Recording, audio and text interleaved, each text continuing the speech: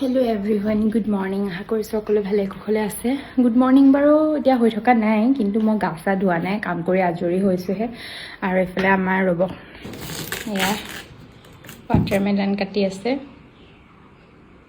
তাৰপিছতে আৰু কিবা কিবি প্ৰিপেৰেশ্যন কৰি থৈছে, ৰ'ব দেখাইছোঁ. এইবোৰ আমাৰ প্ৰিপেৰেশ্যন কৰি দিছে আজি মাছ পাতত দিবলৈ. আৰু এইফালে মাছ চাছ ধুই থৈছে. আয়ে বাৰু মাছ নাখায়, সেইকাৰণে আকৌ চিকেন এক্সট্ৰাকৈ বনাব লাগিব. আমাৰ ঘৰৰ সেইটো এটা প্ৰব্লেম, মানে আয়ুৱে ইটো নাখায় সিটোও নাখায়, তাৰ কাৰণে আকৌ এক্সট্ৰাকৈ বনোৱা. ল'ৰাটো মাক বাপেককেইটা নিচিনা নহ'লে চব খোৱা মাক বাপেককেইটা, মই ভাবিছিলোঁ বাপেকৰ নিচিনা হ'ব ল'ৰাটো।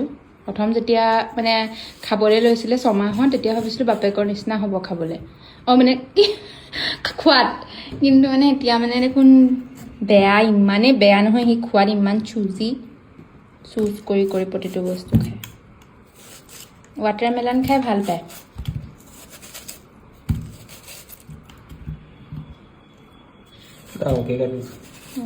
হ'ব কাটা. আৰু মই ভাবিলোঁ আপোনালোকক আপডেটটো দি লওঁ. আৰু এতিয়া মই যাম গা ধুবলৈ, তাৰপিছতে বনামহি খানা. আহি পেলাই ৰেচিপিটো দেখাম, মানে পিছত আপোনালোকলৈ দিম, চাব ৰেচিপিটো.